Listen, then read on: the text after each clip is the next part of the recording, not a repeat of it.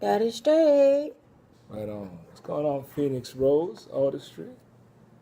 Hi. Hey, what's happening? Waving in. Yeah, you're right. All right, so what's up, Brother Shay? So, greetings, family. It's True Love Movement Tuesdays. Today is what, the 16th? Yep. October 16th, 2018. Here in New Orleans. We thank you all for joining us. This may be our third or fourth Mama Fire True Love Movement Tuesdays. Yep. So we're excited to be with you in prime time at 9 o'clock p.m. on this Tuesday. We have a really good show for you tonight, something we had been talking about off camera and off air for a while. And so we're going to dive right into it because it's a big topic, Mama. I wish that I could say I knew about who we were before we were interrupted, as a people. In other words, what we did and who we were on the continent of Africa and who we were here already as indigenous people before we were interrupted, Mama Fire. Mm-hmm. There's just not a lot of history out there that we can access. So we talk about, we come from kings and queens and we are kings and queens and what have you. It's just not a whole lot of that history to access. And so much of what we end up talking about as far as legacy is concerned is what happened during that interruption of enslavement. And there is a song that you all may be familiar with, particularly some of you all who are a little bit older, a song by the Temptations called Papa Was a Rolling Stone. Papa Was a Rolling Stone. If you're not familiar with it, of course, you can YouTube it. You can... Everybody knows that. You think everybody knows Papa Was a Rolling Stone? But we take for granted like that stuff like that played on the radio for us, Right. That's what I'm saying. Everybody may not be familiar with the Temptations. Papa was a Rolling Stone. Sister Tracy Elizabeth said hers was. Wherever he laid his hat was his home. Right. And when he died, what he left? All he left us was alone. That's heavy. So Papa was a Rolling Stone. Wherever he laid his hat was his home. And when he died, all he left us was alone. That's the chorus. Mm. But I want you all to check out the lyrics too, because it's a heavy duty song. And it's really talking about, I think it was the 4th or 5th day of September. He said the day he'll always remember, because that's the day his daddy died. Yeah.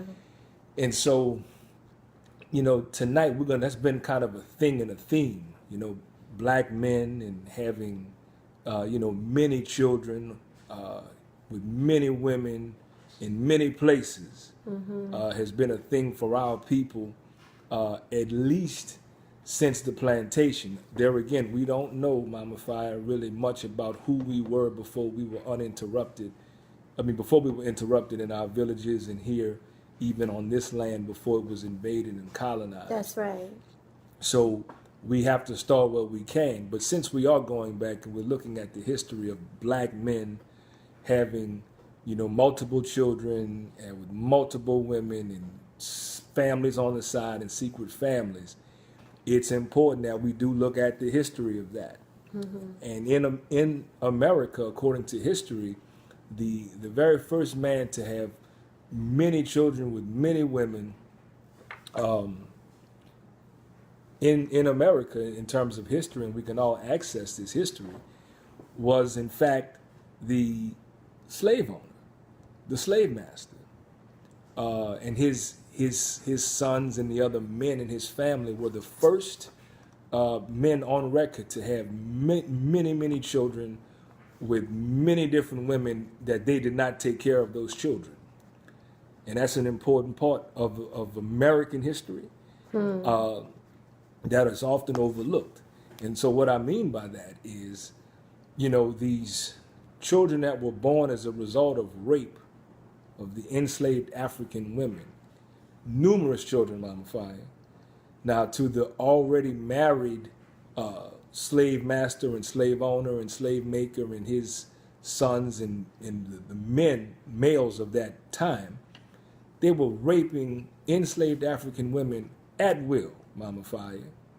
and they were producing all kinds of children that they did not take care of, children that they did not claim, children who in fact ended up being slaves for life, because that was the way it worked. That was the custom of the time. And I want us to start there, because it has kind of been put on black men that black men are just this way, and we need to look at the history, because before black men were doing that, the fathers, the founding fathers, and their kin were doing that. And so I want us to be clear about where we started. Again, we were doing something else before we were invaded and interrupted, but we don't have a clear history about what that is, because they cut that off. But we do know on that plantation, since the kidnapping and forcing us on those shifts, that those white men were raping enslaved African women and girls. And those enslaved African women and girls were bearing many, many, many children that were not taken care of. So I want us to look at that legacy. And we're talking about the sexual prowess of the black man. You know, the black man is often celebrated for how many children he has, and the fact that he has many children in many different places. And you think celebrated? In some ways. Well, celebrated, I guess not throughout the culture, but, you know, looking at his ability to have, you know, so many children is a sign of power, you know, a sign of building empires and that kind of, you know, populating the earth. And so in this American society, and for societal norms, of course, that creates opportunity for brothers to have children that they're not able to rear and raise in ways that are the best because of the financial pieces of it. But we should look back at the black man's function on that plantation, particularly since Obama fired between 1808 and 1865, where the black man was used specifically for breeding because of the scarcity or the limitation of enslaved Africans, because the United States was unable to travel to Africa to kidnap more Africans for free, because the British Navy wouldn't have that, still being salty from the Revolutionary War and America winning her independence. So as a matter of economics, black men were used specifically for breeding. And during this time, again, this is history, none of this is Brother Shaq's opinion, but during this time, you know, the emergence of the motherfucker was born. And everybody knows what a motherfucker is, right? Because we say it all the time. We say, well, he's a real motherfucker. Oh, look at that motherfucker right there. The motherfucker was born as an invention of this sick-ass slave master's mind, because they did a lot of experiments on our people. And one of the things, you know, a woman being in such a way as having a bag over her head, it has its origins. And so on that plantation, this sick bastard would put a sack over a woman's head or a girl's head, and he would force, because we talk a lot about rape and forced sexual activities before the terminology rape was around, before assault existed as a term. Enslaved African men were being forced to have sex with enslaved African women and girls for money. In other words, to produce a child that could produce more children, that could work the fields and work the house and be bought and sold. So this was a matter of money. And this was the remedy for the limitation of the end of what happened to be the limitation of the end of the transatlantic slave trade. So this sick bastard would force enslaved African men to have sex with these women. He didn't. The brother did not know who the woman was or the girl was, and many times it would be his own mother, it would be his sister, it would be his daughter. As somebody said, Root Mama made them male bucks. Correct. So he's a motherfucker. They would say, oh, he's a real motherfucker. Look at that. He's having sex with his mama because he was made to do that. He didn't know that's what was going on, but this is what he was forced to do. And so you got African men who are used specifically for breeding, Mama Fire. These African men were not husbands and fathers in the classical sense that the white man who owned the plantation was. That was not part of the societal norm for oppressed people. And we have to understand that as an oppressed people in a society, whatever cultural norms exist only as the pleasure of those who are oppressing the oppressed. Mm-hmm. So that I'm saying enslaved Africans did not create the cultural norms of that time. So the cultural norms of that time was for this black man, he was used as a tool to make more slaves. Mm-hmm. And that's huge. I mean, this was going on for the duration of slavery, but it was heavily concentrated here in the last 57 or so years towards the end of slavery. And the reason why that's significant is because when the black man walked off of the plantation for his freedom, well, what did he have?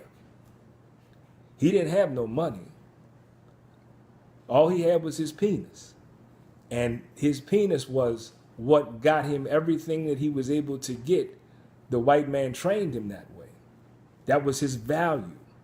He was valued for how many women he could impregnate, how many children could be brought in the world, how much money he could make the slave master. That was his value. So, what you think about that, Mama? I think if we fast forward to 2018, 2019, without the context that you just gave us, the historical context, we'd be like, man, why black men can't take care of their children, and why he have children all over the place, and we are like you say all the time, Brother Sheikh, we're acting like this is a new phenomenon right now, and this is how the nigga, as you say, was bred. Right.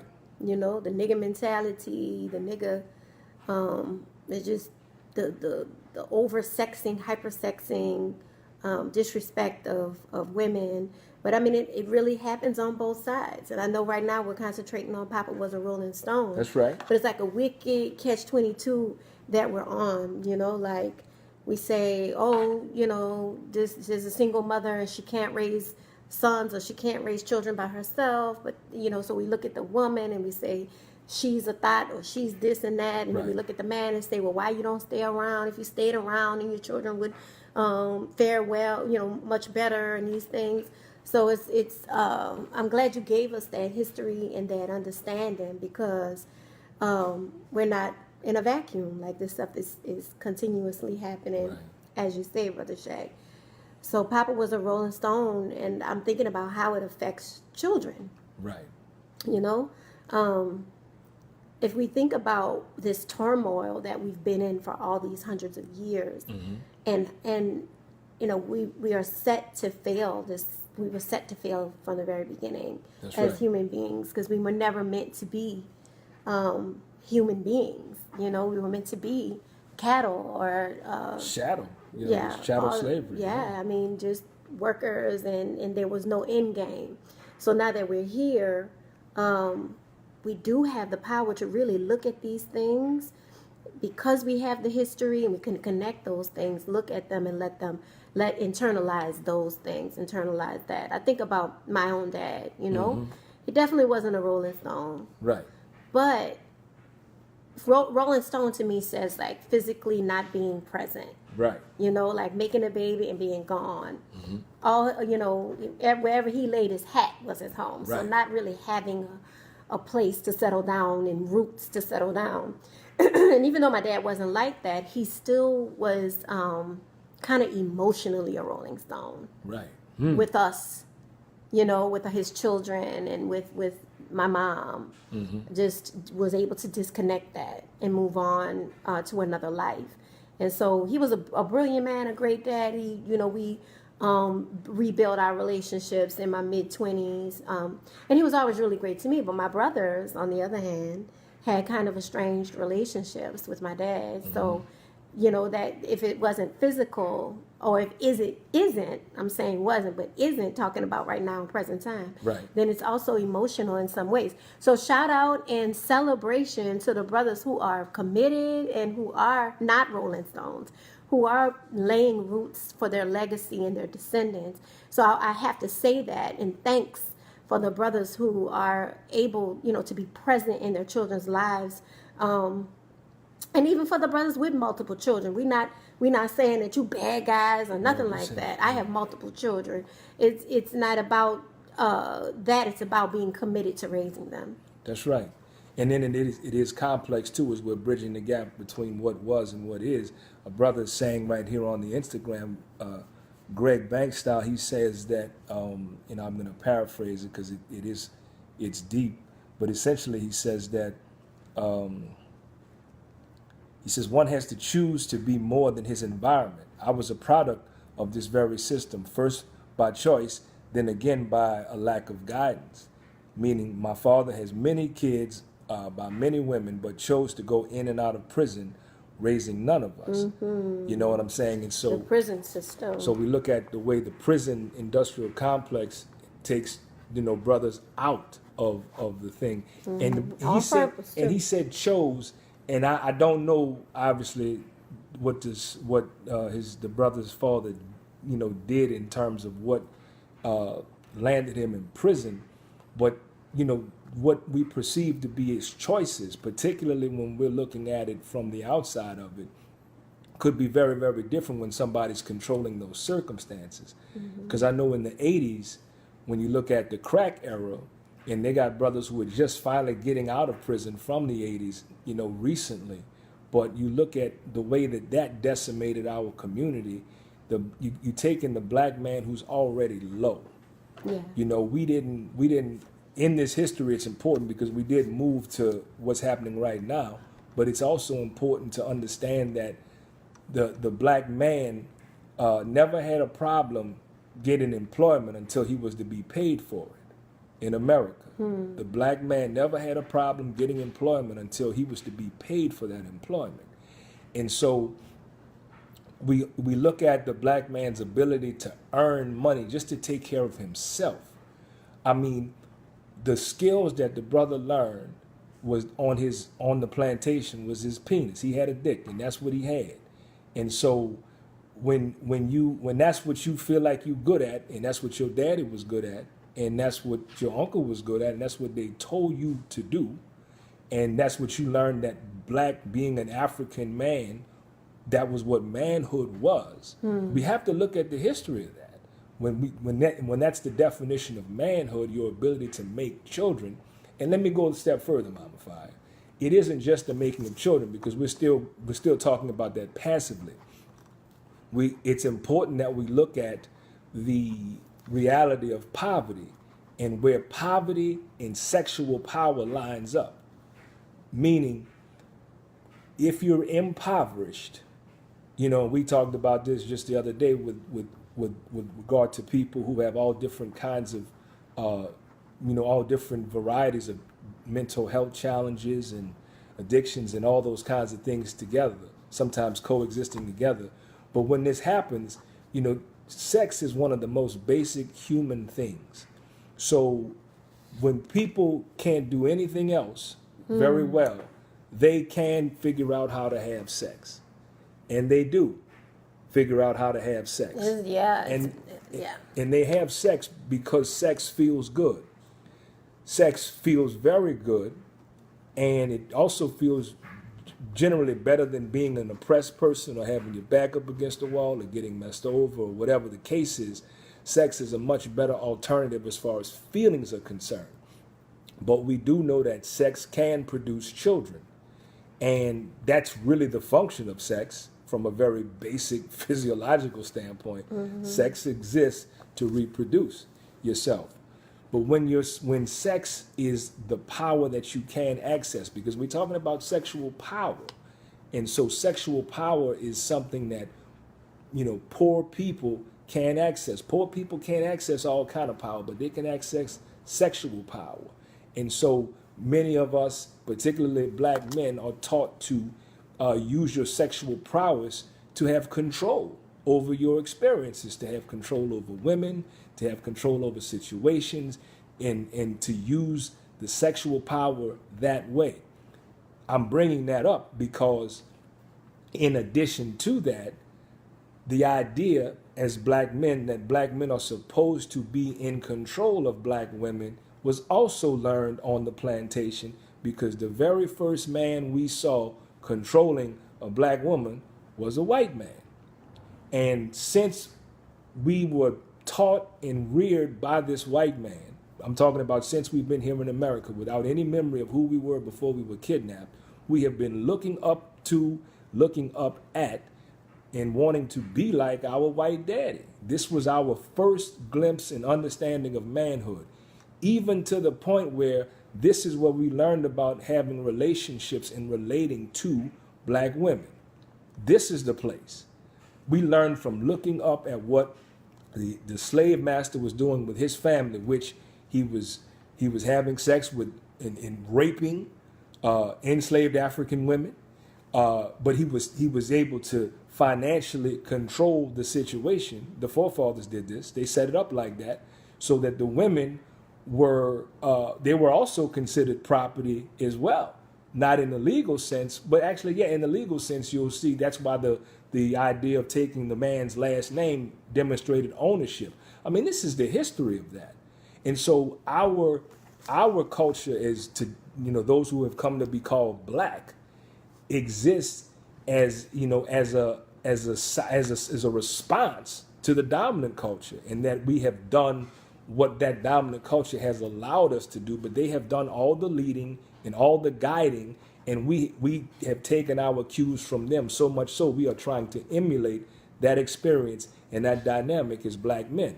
Therefore, the notion that black women are supposed to be controlled is a very basic understanding that black boys learn implicitly, because we look up all of our heroes are white men. Everybody, even to brothers want to say I'm the black Al Capone, or I'm the black some white man. You're the black version of it. This is part of the socialization specifically of black boys. I know there are exceptions, so I'm not projecting this onto all black boys and all black men.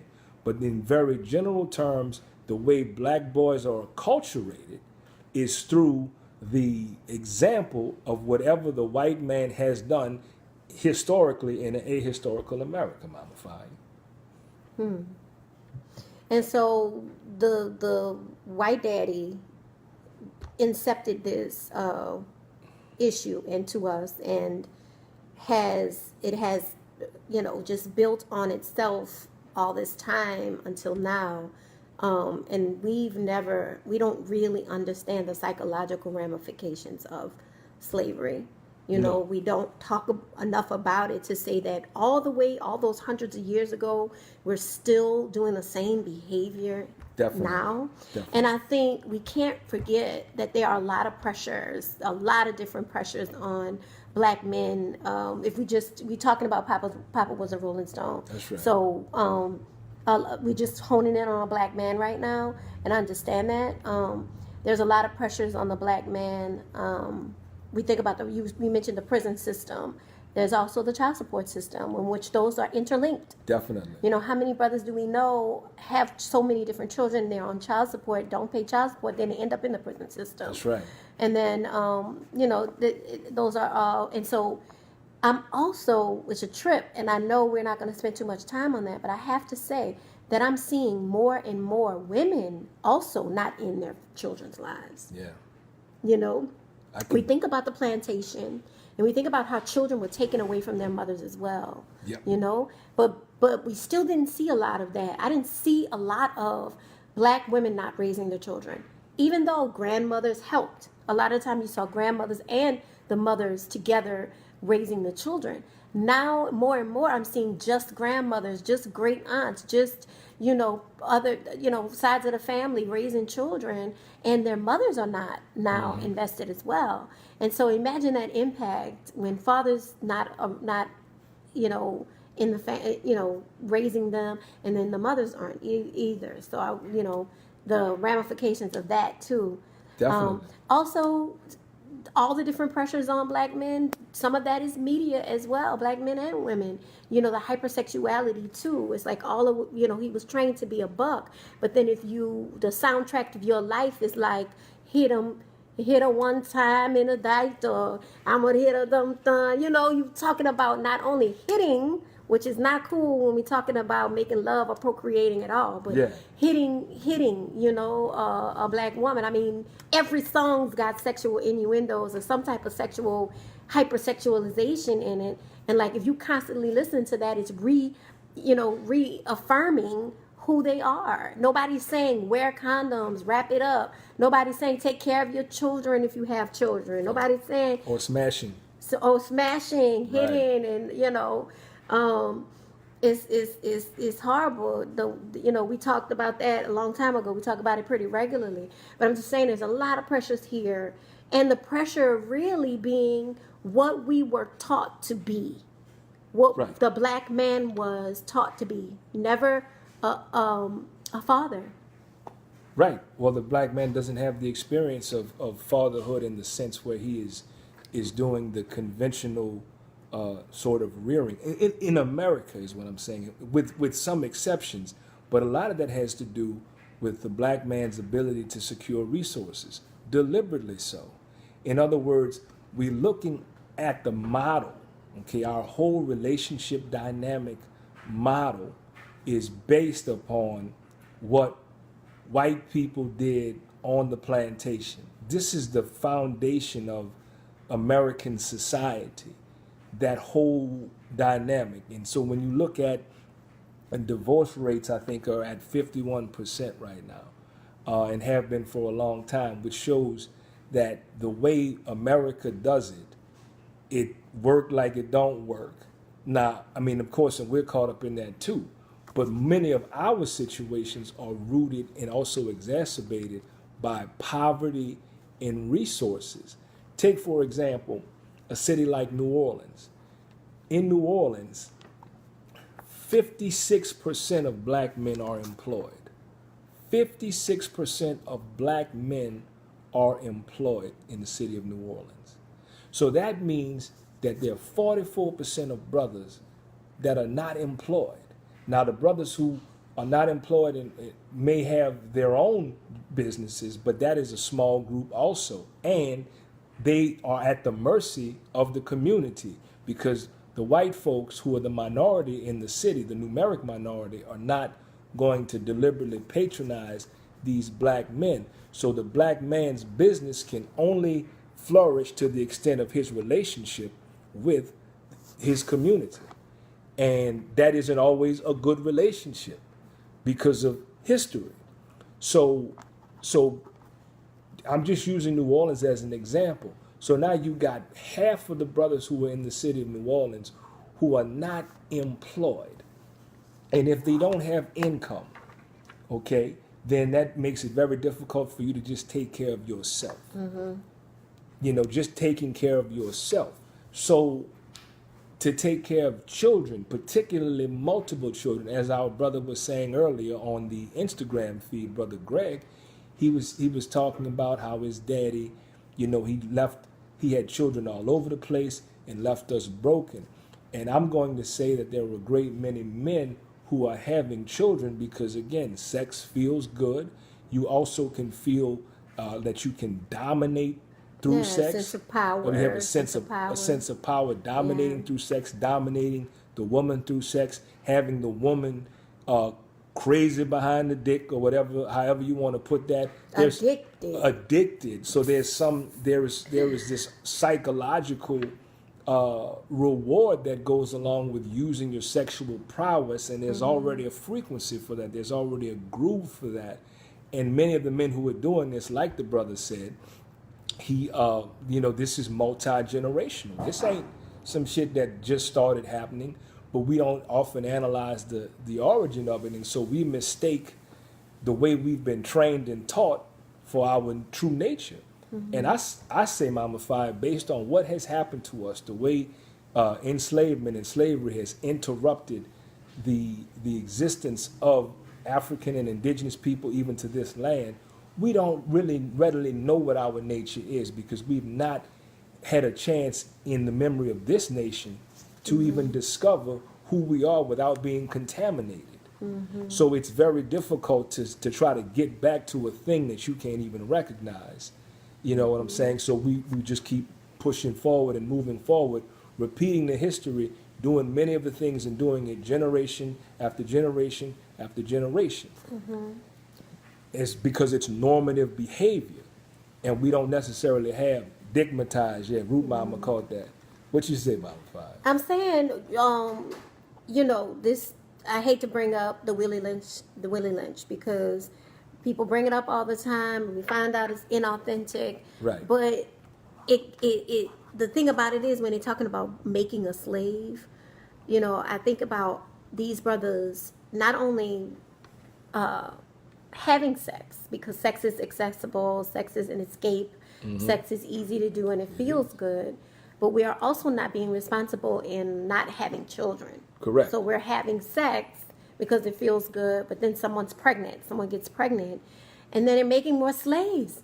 It's right. about making more slaves and being non-cognizant about what happens in sex and the responsibility. Somebody mentioned, the songs talk about sex, and nobody's talking about the responsibility of sex in the song. It would be very easy. But back in the 90s, y'all remember that? How they used to say, wrap it up, or TLC used to wear the condoms on them and everything. And it's a way to throw those things in that's important.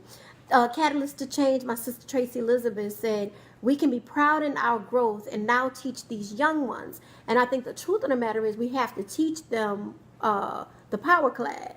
Right. Teach them the life, teach them the history first. Get them to understand why this is a trap for our people.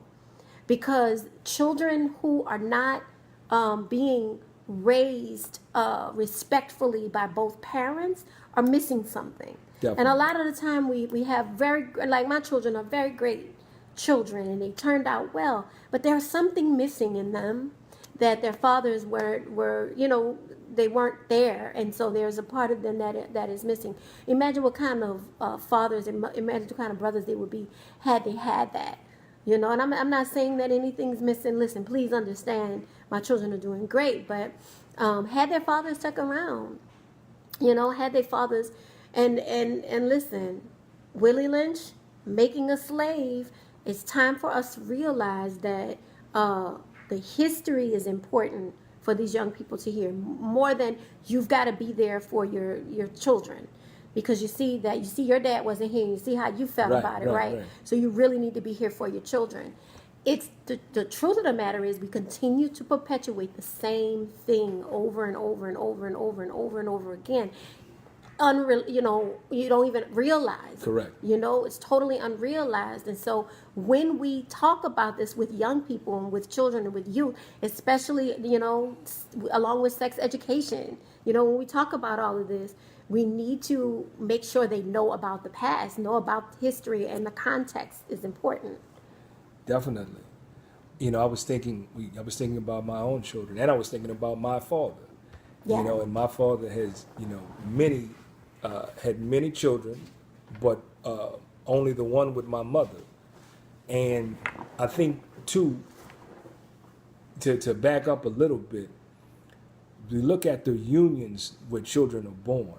This isn't typically, like you pointed out, planned parenting. Like, it's not even being approached scientifically in that fashion. Oftentimes, children happen for many, many reasons, but not necessarily because they were planned or intended. And when you're in poverty, that takes a particular toll on everyone associated with that relationship. And so we also have to, we don't have the opportunity in this broadcast here, but looking at the science of the way that our people have come to interact with one another and come to engage with one another, we can't overlook the fact that we learned that dynamic, that exchange, through looking up at what this slave master was doing with his wife, who was also his property.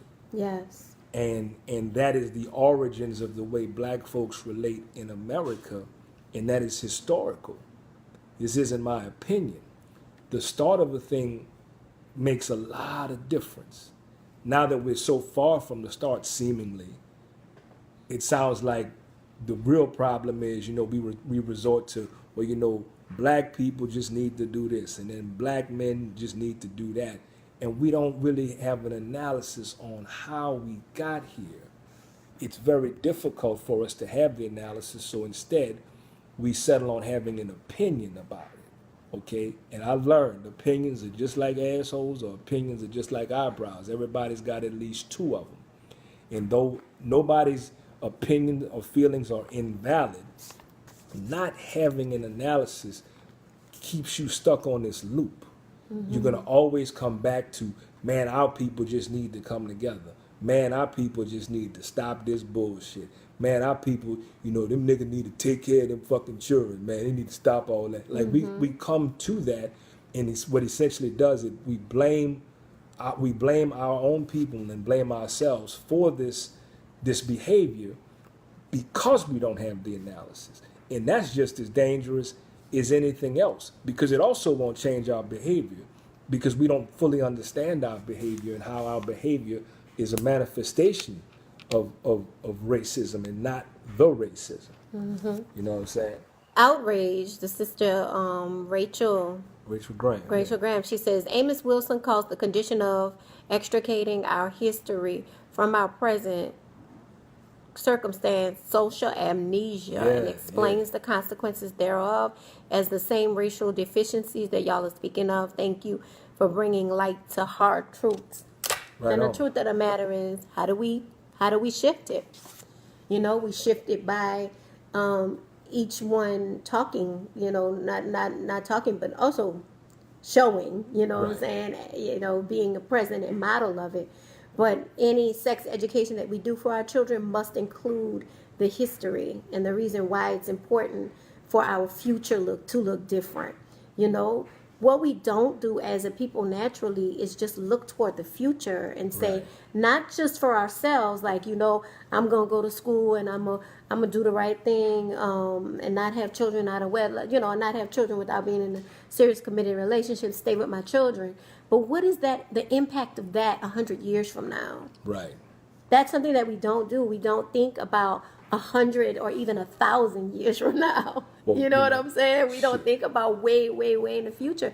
Like, the shift has to happen definitely in our minds, because it was our minds that were messed over. That's right. It was our minds that were purposely messed over to perpetuate the same thing over and over again.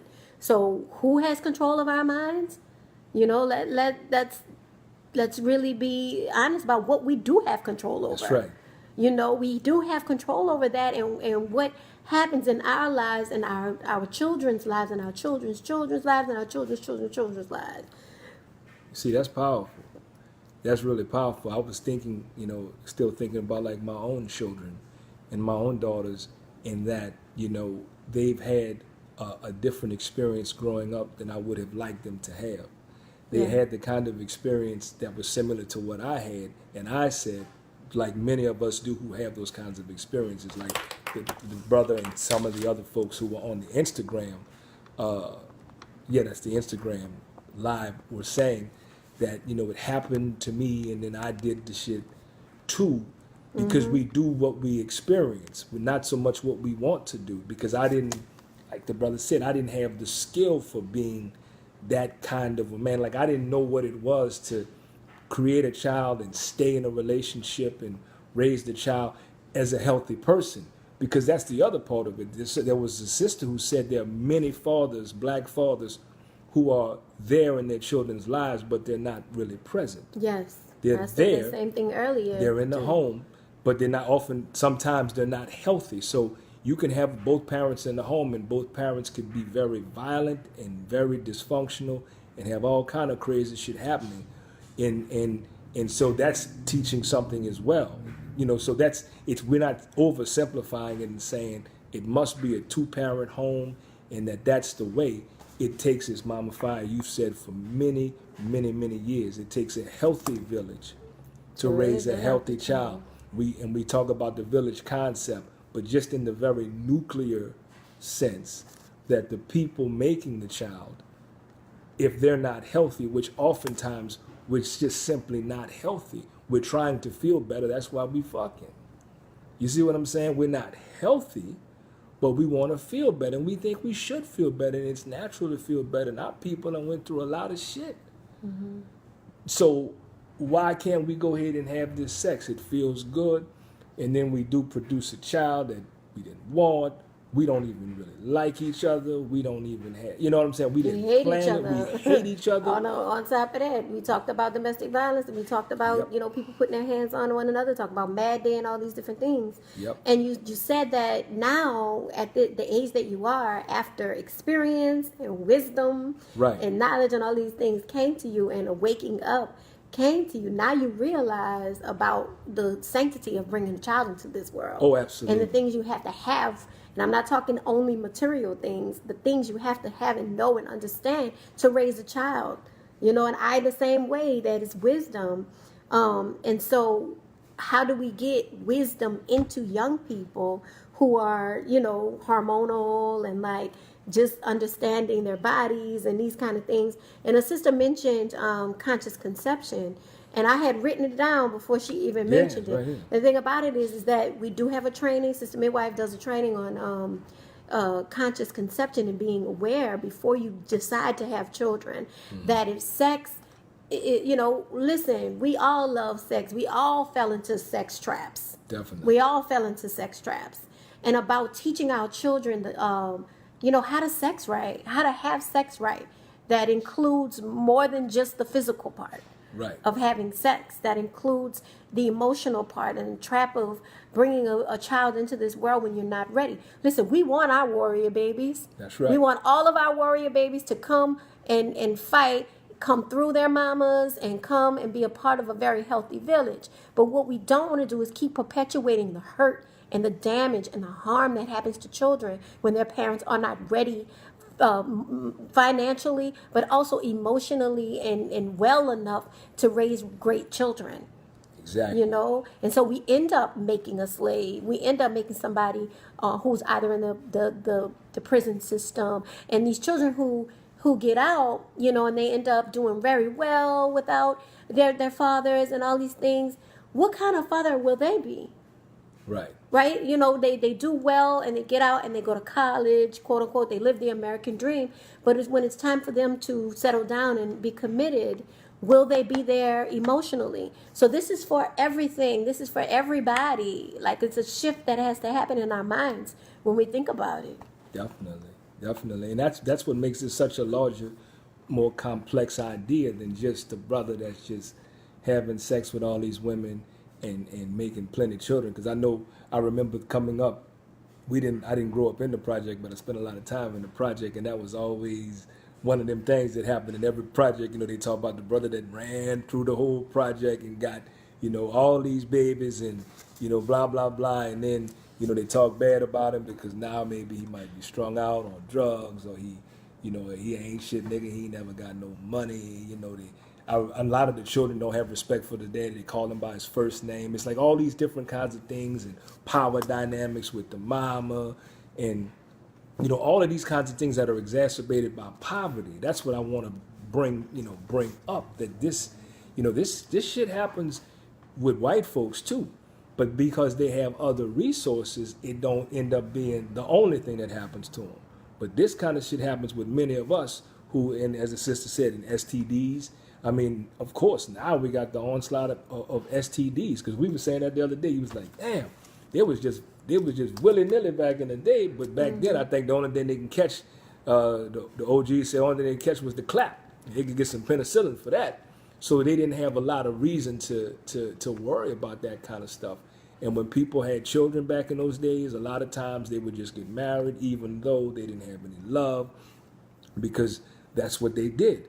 those marriages would either fall apart or they would be the marriages that I saw. Because when growing up the way that I did, Mama Fire, I used to look up to and admire my friends who had both parents in the home, and I thought that was real cool, and they had a relationship with they did and all that. And you know what I found out about a lot of that shit once we finished high school and got a little bit older? That shit was fake. I found out that shit was fake, and the reason I found out it was fake is because once they finished college or moved out of the house, after their parents had been married for 20, 25 years, they would suddenly get divorced. Yep, I've seen it way too many times. And the children would be confused. They would be like heartbroken. And still is hurt, right? How Still is hurt. could y'all do that? And it was, when they talked about the parents, like, I've been stopped liking that motherfucker. I never did like that motherfucker. I was just there because of you. And once we put our money in you and got your shit together, I got the fuck out. And so imagine the damage that it did to both of those people. Oh yeah. To even put up a front resistance the whole living time, all that resistance time. living, and what did it really show? Right. What did it teach to the children for real? And I think the authentic love, and people are talking about loving beyond the physical, like true love, and Right. it comes from doing the self work that we have to do in order to get that. And listen, both of us done been through some stuff, Brother Shaq, We done to created get some here. shit, yeah. No, I'm saying Right. you went through some changes to get here. Yeah. And the truth of the matter, what happened was the wisdom Right. happened to understand. And what True Love Movement is trying to do is teach, so that each one can have it and continue to teach on their own. Like, take this information and take it with you, especially to the young people. Please bridge what Brother Shaq talked about, the history, along with the reasons why we can't be out here willy-nilly having buku children and not being able to take care of them. That's right. So the history plus that. Every child in your life, young people who are here, every child in your life needs this conversation tomorrow, like tonight, if they still up. Right. Because it changes there, and it also needs to affect people's hearts. That's right. Hey, Definitely. man. One of the things that I think that I also want to put in while we have folks' attention with this is that this is a lot longer than what this broadcast is going to be. There's a lot more in this, even in terms of nuances. We're really not even scratching the surface, because there are reasons why all of these behaviors happen, and they continue to happen. And the best that we're coming up with, because we're not analyzing, is that there's something inherently wrong with us. And it's exhausting. It is really exhausting to even consider all of this shit. Because we just want to be happy. We just want to feel good. We just want to have a good time. You know what I'm saying? This has been very, very difficult for us, this whole experience here in America under these circumstances. So now we're challenging ourselves to do something else. Yes, we have to do something else. And many of the people who have wronged us or have hurt us are no longer here, and we're not going to get any resolution from them on that. But yet we've got our descendants who are going to be looking up at us. I have apologized to my daughters profusely for all that I did not know. And I am still, improving my parenting. I mean, that is a lifelong struggle. I didn't have an example to look up at and say, well, this is the way you do it. I kind of did what I did the example that I had, and that wasn't successful. And there's nothing unusual about that. Even though I had the best intentions, I wasn't positioned to deliver the best outcome.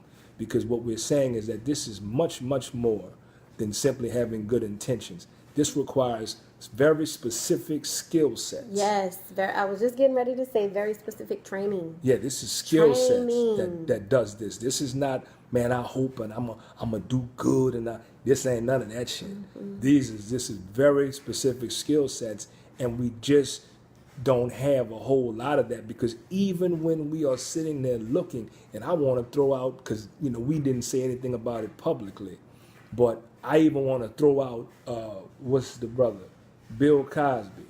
People talk all kind of shit about that Bill Cosby, and I don't know what happened, and that ain't got nothing to do with me, because they decided already what happened, and he said what happened. But we don't know what kind of arrangement that him and Camille had. You know what I'm saying? We don't even know anything about that. We don't know if she knew shit about that. We don't know. We don't know nothing. And he ain't gonna never say that.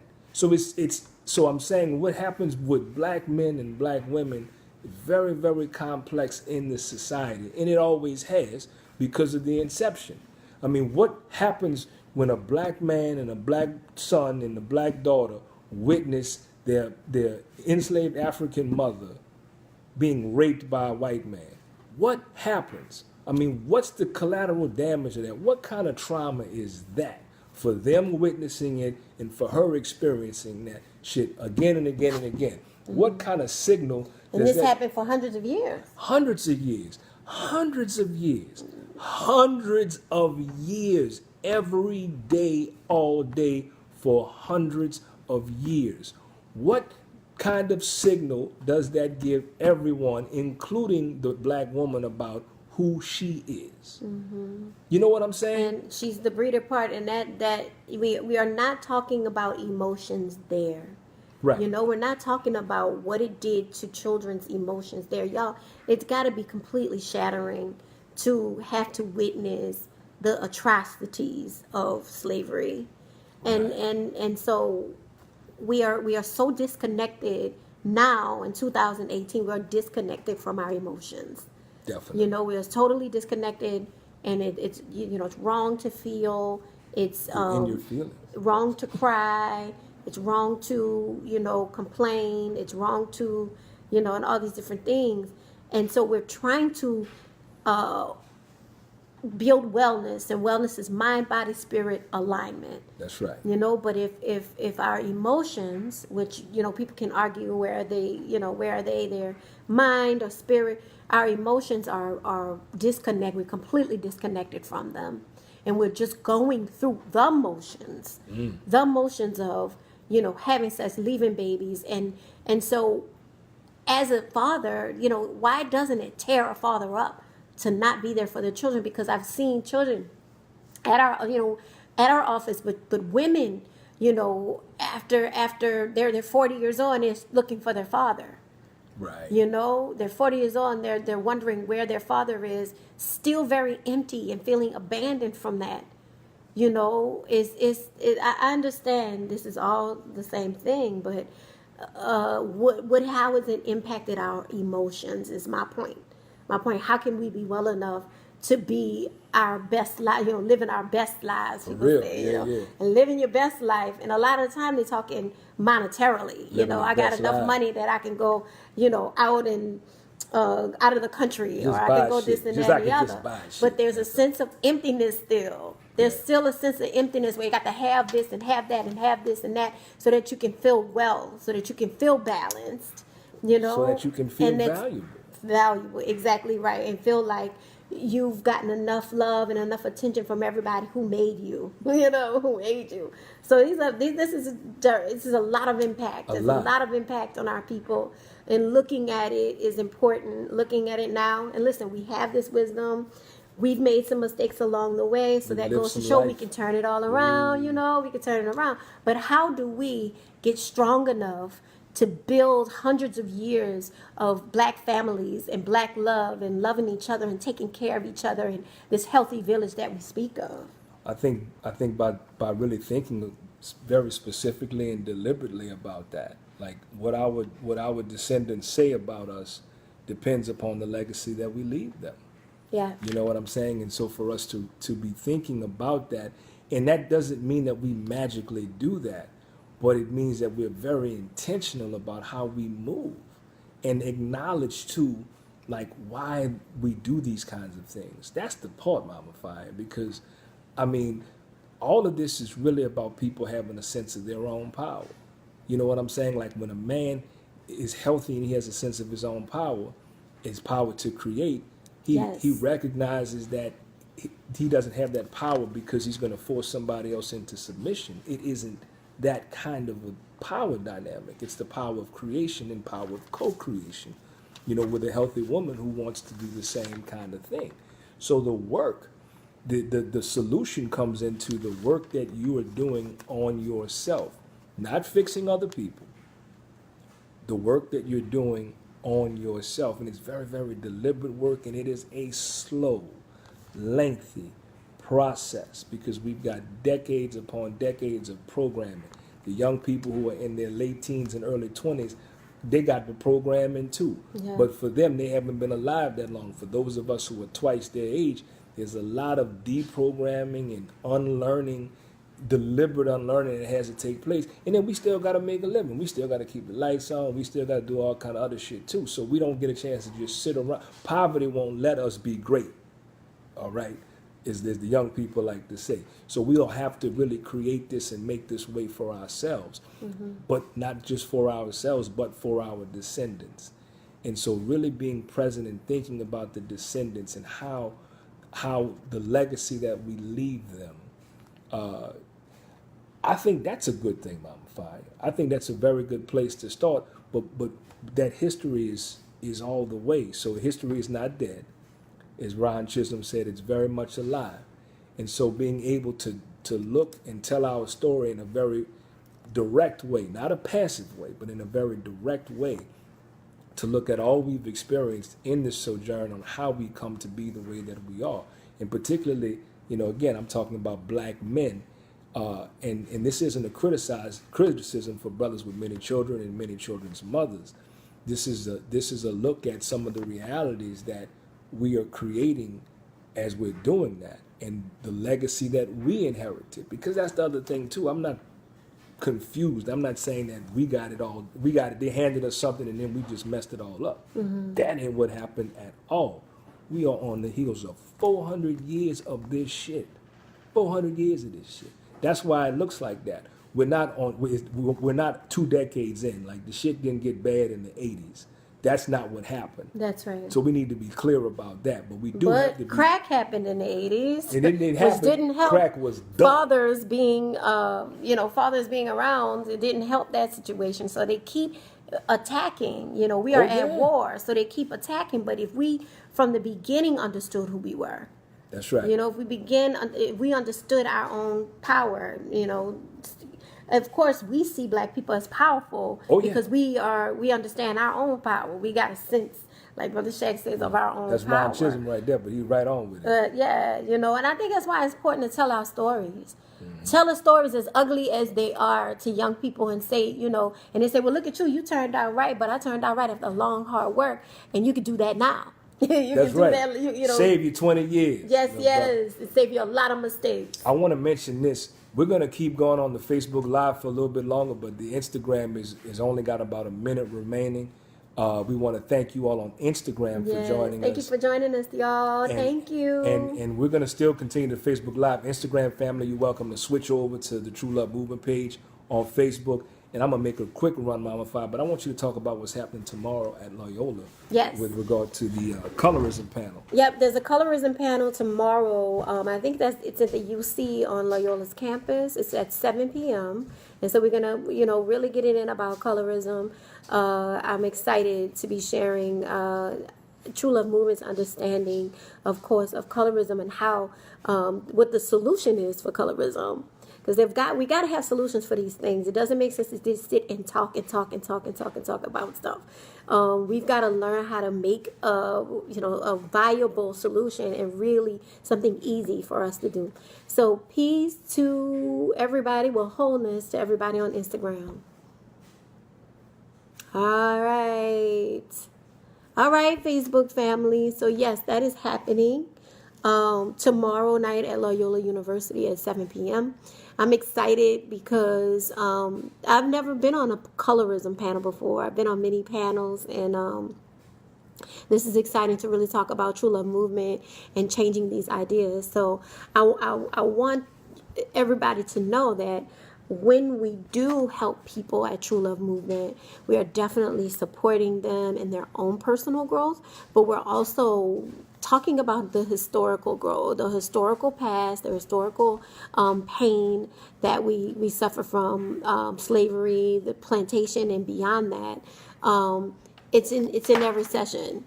It has to be in every session, meaning, colorism and where it comes from is important.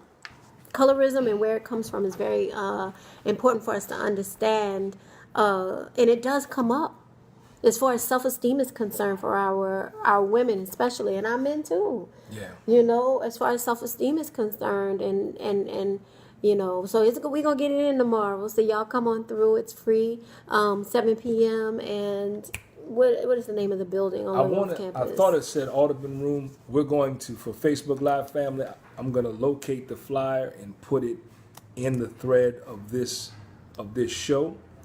And I would like us to go a little, be hesitant to try and judge the black man and black men, because we're just really not qualified to do that.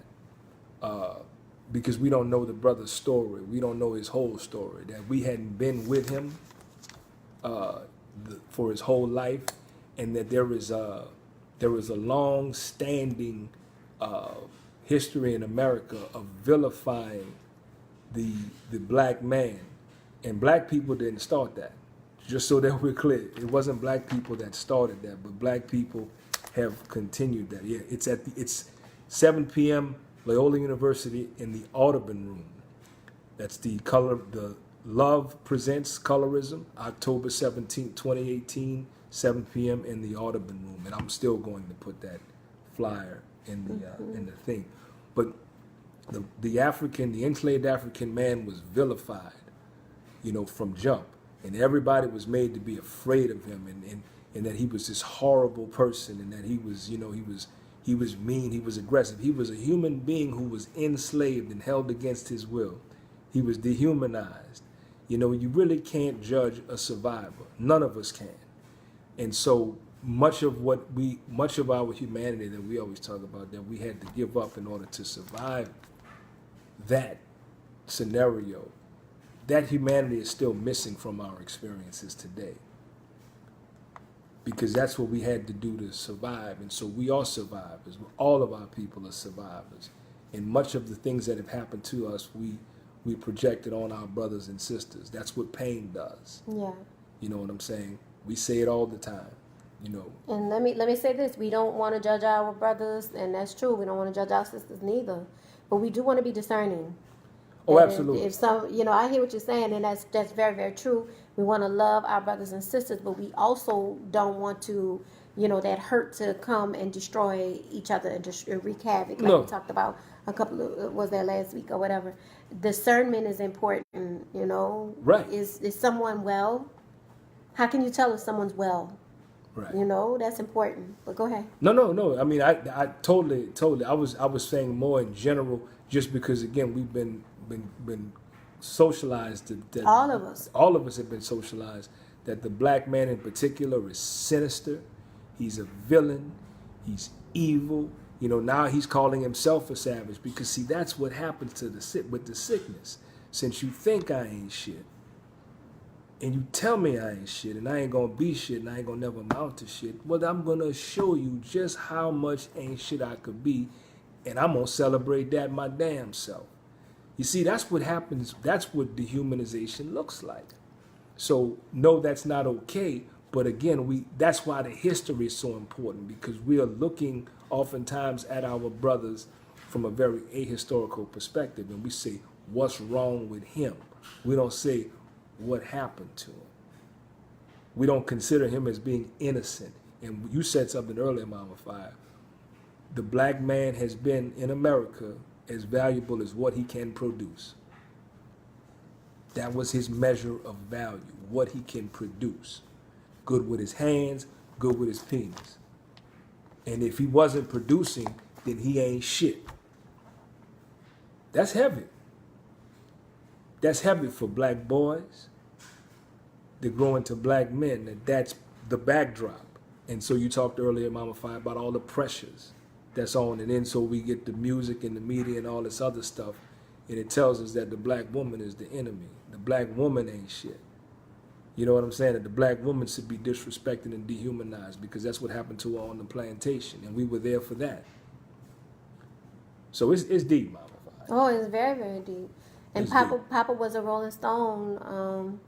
When you think about a stone, I think about a stone. I think about it being hard. I think about it being lifeless. You know, and just doing just making his rounds. You know, like, and that's very deep and sad. I know the song doesn't go there, but I'm a poet and I like to kind of think, why did they use that in particular? That metaphor, yeah. That, you know. Well, you know, he says in there, Mama, I'm depending on you to tell me the truth.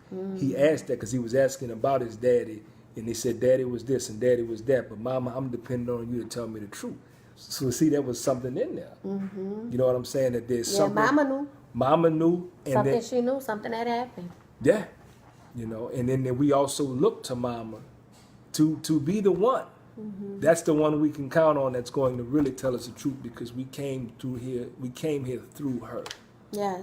So let's make sure we clear that even in that song, it was still shining light on the Mama. You the real deal. Like, I understand whatever about my daddy, but you'll tell me the truth. You know, that's heavy. Very heavy. And, you know, like I said, there is a influx of women who aren't raising their children now. That's true. There's I see it. Like, I do too. I can't even understand it. Like, why would a mother also, like, we're used to fathers maybe being a rolling stone, but a mother leaving her children to other people to raise them and being totally like a stone, you know, totally cold and hard and not being present in their own children's lives. This is a whole nother level of things. It's like, as they created this slave mentality and created poverty and created a quote unquote justice system that does not work, and created all these different systems as an attack against the black family. Now what we're seeing is also black mama not being present. Yes. What is that going to produce? Shit. There's a lot of work, you know, for us and our people. And look, thank you to all the grandmothers and the great aunts and cousins and all these people who are raising people's children. And then there's a whole system, foster care system. Yep. You know, where children are orphans, you know, and abandoned in some way. And so that we get hard and cold there too. Or mama is present and she crazy as shit. Right.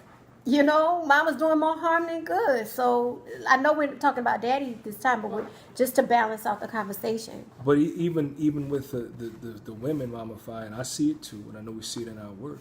I've actually got a theory on that, because the first time that I started really looking at it, you know what I came up with? What did you come up with? I think that the reason the instances of seeing sisters not in their children's lives the way it is now is because of what patriarchy has done. This is a result of the patriarchy and the way that the masculinity has been lifted up out of balance.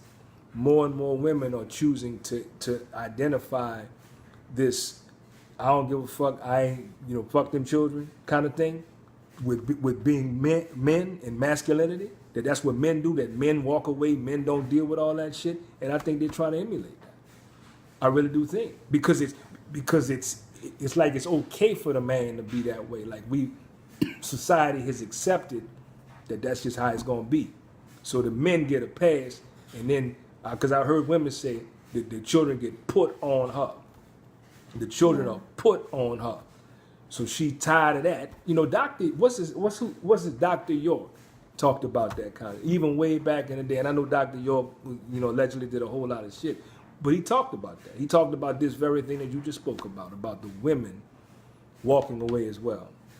Yeah. You know. And every single time I know, in intimate cases where women have walked away, it's mental illness. It's mental illness that turns into also drug use and drug abuse and self-esteem, mental illness. But before that, self-esteem issues, a lot of abuse that happens in these things. People breaking all the way down because it's not better.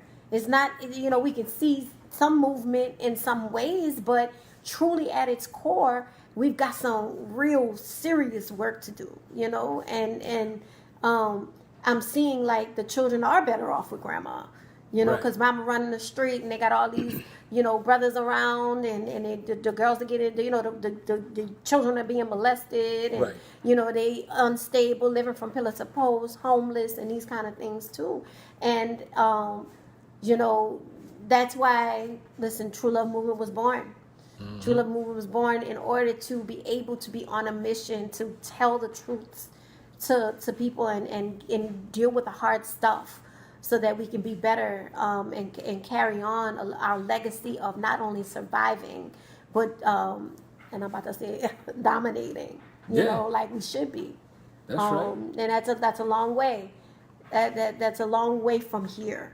But I think we can do it. I know we can. I know it's possible. It's in our nature. It's in our nature to do it. And listen, it got to hit all the way bottom. And I think we're at the bottom now when we're seeing the things as if they are, you know, that like they are now. With the mamas also breaking down and children being, you know, it's about conscious conception, they're saying. Right. Having children on purpose. That's right. To fulfill the warrior needs that that we need here on this physical realm. And these young people coming out now are warriors. They ain't taking that shit no more. You know, they're not going to be having this conversation, Mama Fire, in 100 years. And I can appreciate them for that. They are the greatest our race has ever produced. So I give thanks for them, and I give thanks for you all who have hung out with us this Tuesday evening for True Love Movement Tuesdays. This is the third or fourth one, Mama Fire. I think this is the fourth one. Might be the fourth one, and as you can see, this is a little bit different than the True Love Movement Hour because on the radio we have some limitations and constraints that we do not have here, and so we can deal with things in a way that is also understandable, but we just don't have the constraints, and we enjoy that too. We would like for you to stay tuned this Saturday for the True Love Movement Hour at 5 o'clock on WBOK 12:30 a.m. Real Talk for Real Times, and to be on the lookout because next month we make 5 years for the True Love Movement Hour on WBOK. So we're going to be doing something special for that. 5 years. 5 years. Holding Saturday up at 5 o'clock. So stay tuned for that. This show, please share this show and other shows with people you respect. Our hope is that you all will continue to talk about them. The thread is going to stay alive. And this show will also be uploaded to the True Love Movement YouTube channel. Just like this, we're not going to edit it because everybody ain't on Facebook, but it'll be there. And we would, appreciate if you, gave us some feedback on it. You can also talk about some things you'd like us to talk about. As you can see, we'll address the uncomfortable, the unpopular, and none of the reactionary shit that be going on. None of the reactionary, and we're coming up with solutions. Solutions are important. Solutions are important. Definitely. So, I'm Brother Shaq. And Mama Fire. That's Mama Fire for True Love Movement Tuesdays, family. Holding it. Holding. Right on.